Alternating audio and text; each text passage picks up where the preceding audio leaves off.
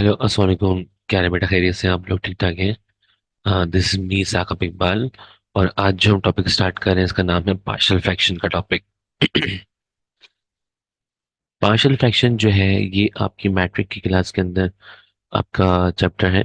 और इसके अंदर बड़ा प्रॉब्लम होता है बच्चों को पार्शियल फ्रैक्शन को समझते हुए किस तरीके से क्वेश्चन को सॉल्व करना है। तो आज मैं आपको बड़े आसानी से ये टॉपिक समझाऊंगा और इसकी टेक्निक्स बताऊंगा और इस टेक्निक को आपने फॉलो करना है। अमूमन रिकॉर्डिंग के अंदर ये बात बहुत अच्छे तरीके से समझ में आ जाती है कि अगर आपने रिकॉर्डिंग को सही से देखा है और आप इसको दोबारा से एक दफ़ा समझ में नहीं आता तो आप इसको दोबारा से देख सकते हैं। तो रिकॉर्डिंग के अंदर सबसे अच्छा प्लान जो होता है वो ये प्लान होता है। तो आप तमाम वीडियोस को देखते हुए आए। पहले आप वीडियो 1, वीडियो 2, वीडियो 2, 3, वीडियो 4 आप ये देखें। तो फिर उसके बाद फिर आपको तमाम बेसिक्स क्लियर होती हैं, ठीक है ना। तो बेसिक्स के बगैर जो है आप कोई भी सवाल नहीं समझ सकते। तो हर क्वेश्चन को समझने के लिए आपको इसकी बेसिक समझना बहुत ज़रूरी है। तो ये जो वीडियो आज पहली वीडियो है पार्शियल फ्रैक्शन की, तो ये बेसिक वीडियो है, ठीक है। तो बेसिक के लिए आपको तमाम बातें बहुत अच्छी डिटेल से बताऊंगा ताकि आपको पार्शियल फ्रैक्शन का टॉपिक जो है बड़े आसानी से बड़े आराम से टॉपिक क्लियर हो जाए। आपका ये फर्स्ट एक्सरसाइज जो है 21.1 जो है इसमें से इम्पोर्टेंट होता है। 21.2 से इम्पोर्टेंट होता है, बट 21.3 और 4 से इतना इम्पोर्टेंट नहीं है क्योंकि बहुत लंबे लंबे क्वेश्चन है। इतने लंबे क्वेश्चन जो मैट्रिक में नहीं आते। हाँ, इंटरमीडिएट के अंदर सेकेंड ईयर के अंदर आपका पार्शियल डिफरेंशिएशन का टॉपिक है।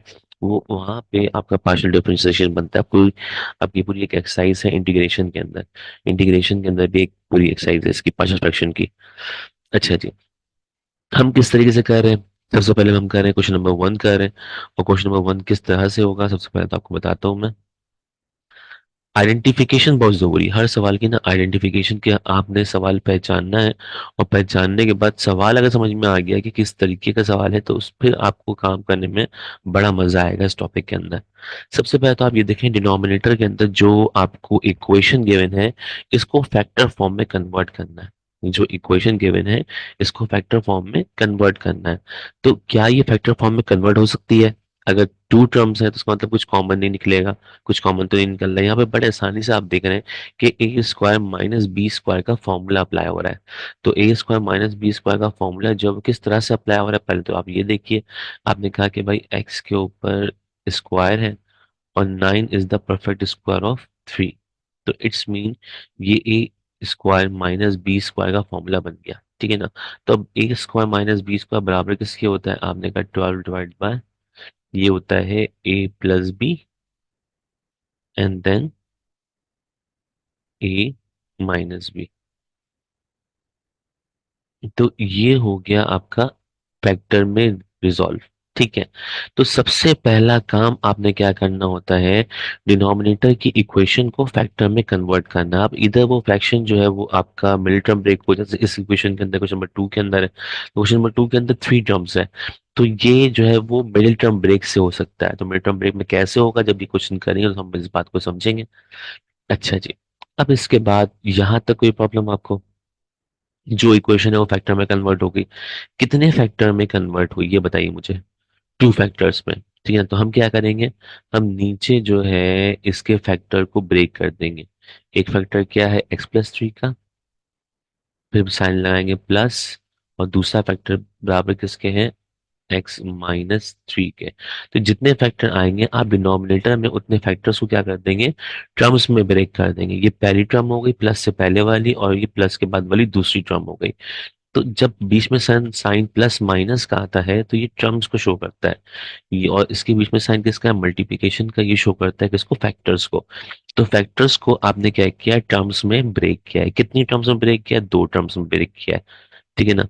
तो ये पार्शियल फ्रैक्शन की फर्स्ट टाइप है कि इसके अंदर इस इक्वेशन में कहीं कोई एक्स की पावर है? नहीं, एक्स की कोई पावर नहीं है। अगर एक्स की कोई पावर होती या होल पे कोई पावर होती तो उसको काम करने का अंदाज डिफरेंट होता, ठीक है ना। अगर कोई वेरिएबल के अंदर ये पावर है या फिर होल पे कोई पावर है तो उसको काम करने का अंदाज डिफरेंट होगा। तो जब हम ये काम करेंगे नेक्स्ट क्वेश्चन के अंदर यानी किसी और टाइप के अंदर, तो फिर आपको मैं बताऊंगा कि हाँ भाई वो किस तरीके से होगा। तो अभी सिर्फ इतना याद रखिए कि अगर कोई पावर नहीं है तो सिंपली क्या हुआ, आपने एक टर्म ये लिखी बनाई, आपने पहला फैक्टर बनाया और फिर दूसरे फैक्टर से दूसरी टर्म बनाई। ठीक है ना। अब इसके ऊपर लिख दिया ए और इस पे लिख दिया आपने बी। ठीक है, बड़ी आसान सी बात, इक्वेशन को आपने फैक्टर्स में कन्वर्ट किया।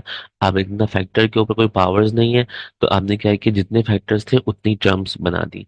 इसको नाम दे दिया इक्वेशन नंबर वन का। इसको नाम दे दिया इक्वेशन नंबर वन का।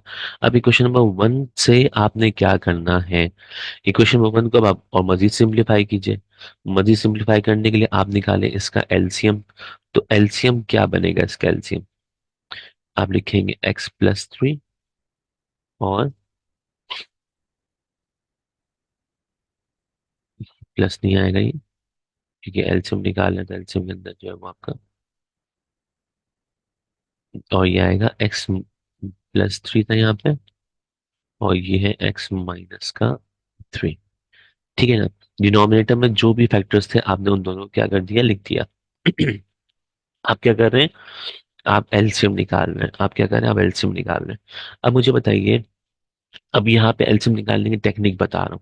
क्या टेक्निक बता रहा हूँ, इसमें कितनी फैक्टर्स हैं, दो फैक्टर्स है ना, एक x+3 और एक x-3। अब इस ए के नीचे कौन सा वाला फैक्टर है, इसमें x+3 का है, x-3 तो नहीं है। इसका मतलब जो जिसके नहीं है नीचे, उससे उसको क्या करेंगे, मल्टीप्लाई। इसका मतलब ए के नीचे x+3 तो है, क्या नहीं है, x-3 नहीं है। तो ए को किससे मल्टीप्लाई करेंगे, x-3 से। तो याद क्या रखना है, जिसके नीचे जो फैक्टर नहीं है उससे आप क्या करेंगे, उसको मल्टीप्लाई।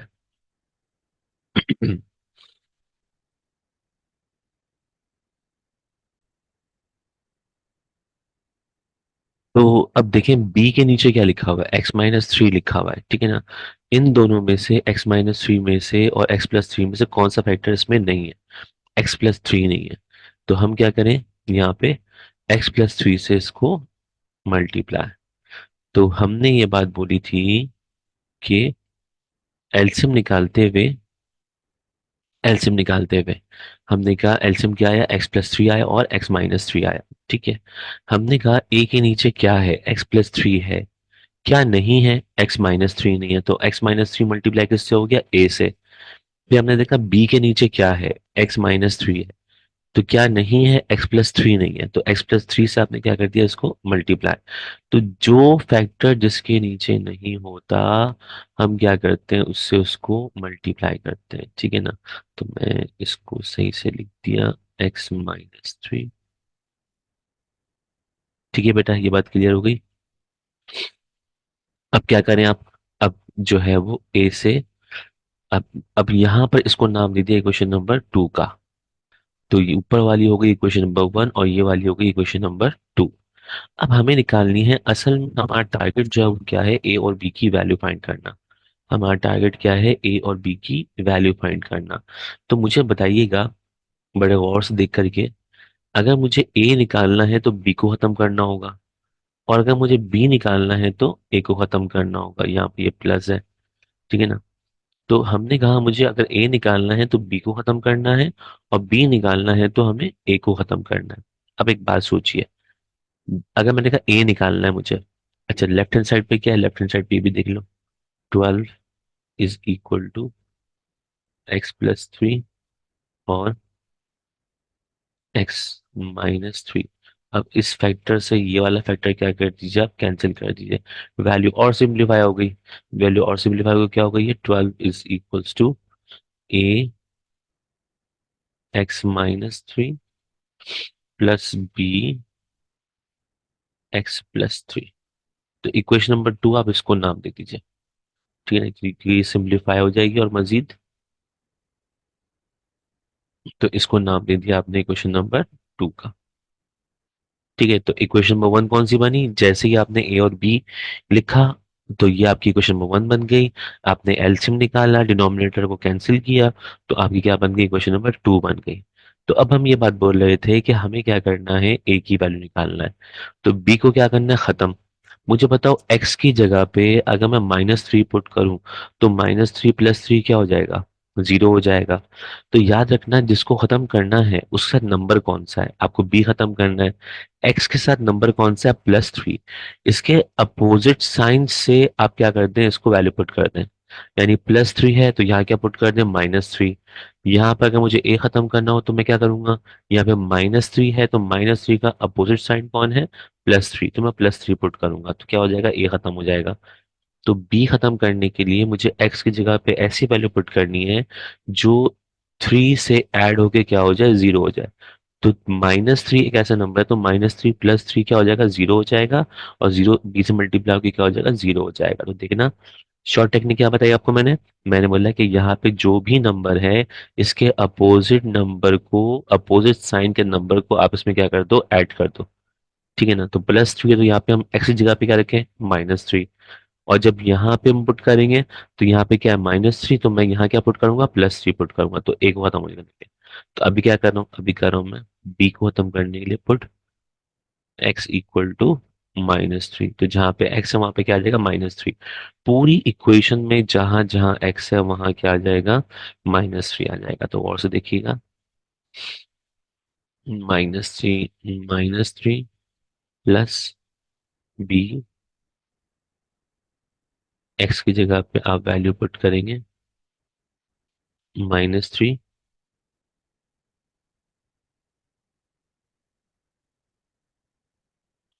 एक्स की जगह पे वैल्यू पुट कर रहे हैं हम क्या, -3 और +3।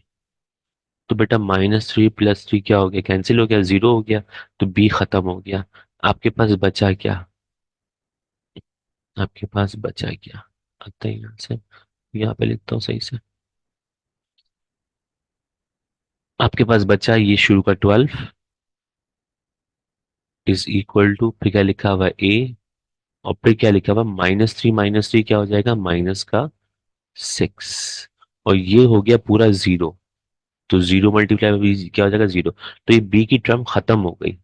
तो अब यहां से ए की वैल्यू निकल आएगी। तो ए कैसे निकलेगा बेटा, A is equals to 12 divide by minus का 6। तो 6 1 6, 6 2 12। आंसर जो आया ए का वो कितना आ गया, -2 आ गया। तो ये आ गई ए की वैल्यू। ठीक है। तो आपने एक्स की वैल्यू -3 पुट की तो बी खत्म हुआ तो ए आ गया। अब मुझे क्या खत्म करना है भाई, अब मुझे ए खत्म करना है बी निकालने के लिए। तो इक्वेशन नंबर 2 में मुझे ए खत्म करना है, तो एक्स की जगह क्या पुट करूं, आप बताएं। एक्स की जगह क्या पुट करूं, यहाँ पे -3 है तो यहाँ क्या पुट करूं, 3, ताकि 3 - 3 क्या हो जाए, 0 हो जाए। ठीक है ना। तो हम अब क्या पुट कर रहे हैं, अब मैंने लिखा यहाँ पे put x equal to 3 in equation number 2। ठीक है। तो अब ये क्या हो जाएगा भाई, इक्वेशन नंबर 2 आपकी ये रही। पूरी इक्वेशन में जहां जहां एक्स है वहां पे क्या रखूंगा, 3। तो ए क्या है, 12 is equal to a into x - 3। A into x की जगह पे 3 आ गया, 3 - 3 प्लस बी, और एक्स की जगह पे 3 आ जाएगा, 3 + 3।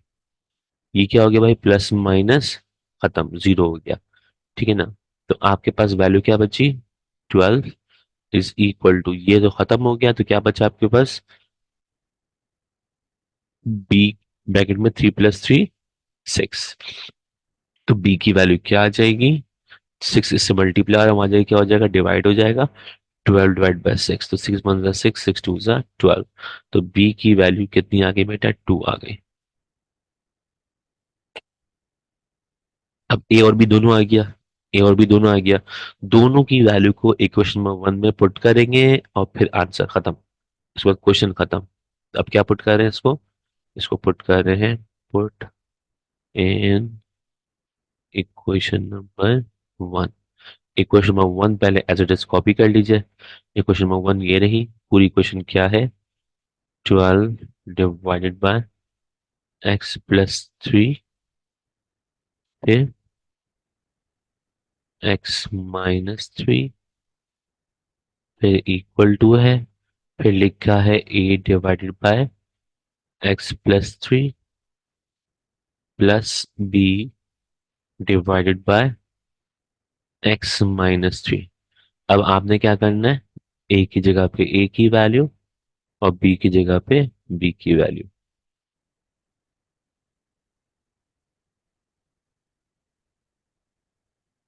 ठीक है ना। तो भाई ए की वैल्यू कितनी है, ए की वैल्यू है -2 और बी की वैल्यू कितनी है 2। तो ये आपका ऐसे ही रहा, 12 इज इक्वल टू 12 पे, 12 को नीचे क्या है, डिनोमिनेटर में आपके पास है x+3 और x-3 इज इक्वल टू, ए की जगह पे क्या रखूं -2 और ए के नीचे है क्या x+3, x+3, ठीक है, प्लस बी की जगह बी की वैल्यू कितनी है 2 और डिवाइड बाय x-3। तो बेटा ये हो गया आपका आंसर, खत्म।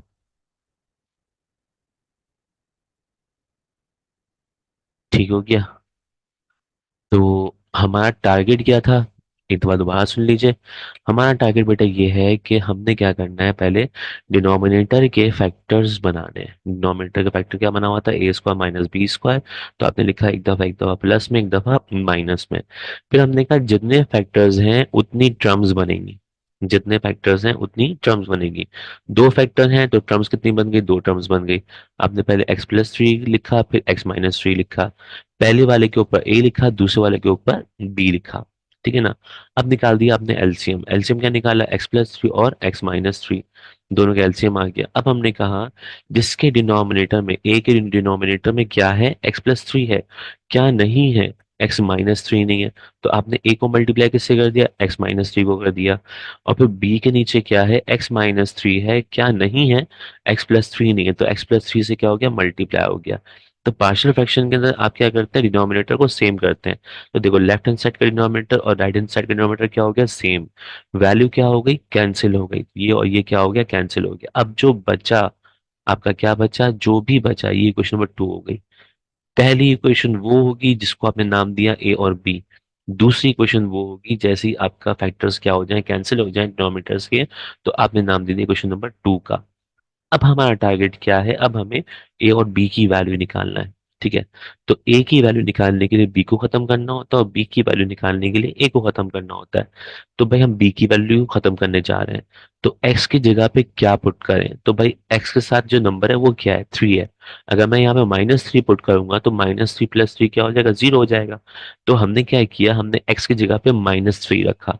तो पूरी इक्वेशन में जहां जहां एक्स है वहां पे क्या आ गया, -3। चेक कीजिए, एक्स की जगह पे -3, एक्स की जगह पे -3। तो हुआ क्या, +3 -3 कैंसिल हो गया और यहाँ पे माइनस माइनस क्या हो गया, प्लस, और ये हो गया -6। ठीक है। तो माइनस यहाँ पे डिवाइड मल्टीप्लाई और वहां जाके डिवाइड हो गया। ए की वैल्यू कितनी आ गई, -2 आ गई। फिर हमने पहले अभी क्या खत्म किया था, हमने बी खत्म किया था। अब हमें क्या खत्म करना है, ए खत्म करना है। ठीक है ना।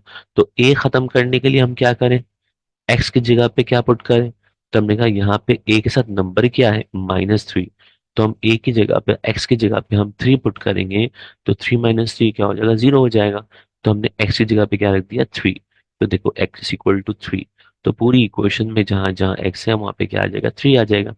यहाँ पर भी 3 आ गया और यहाँ पर भी 3 आ गया। ठीक है। तो +3 -3 आपस में क्या हो गया, कैंसिल हो गया। और यहाँ से 3 + 3 क्या हो गया, 6।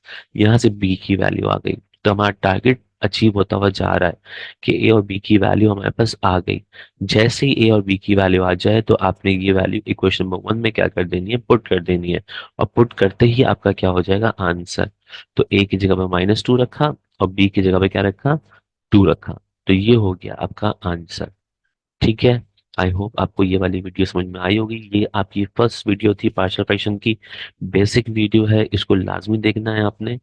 ठीक है ना। इसके बाद फिर जो हम क्वेश्चन करेंगे वो क्वेश्चन नंबर 2 करेंगे। और फिर हम जो है वो डिफरेंट क्वेश्चन की तरफ, एडवांस क्वेश्चन की तरफ हम जाते रहेंगे। ठीक है। This is the basic question. ठीक है। चलो ओके बेटा, thank you so much for watching. Allah Hafiz.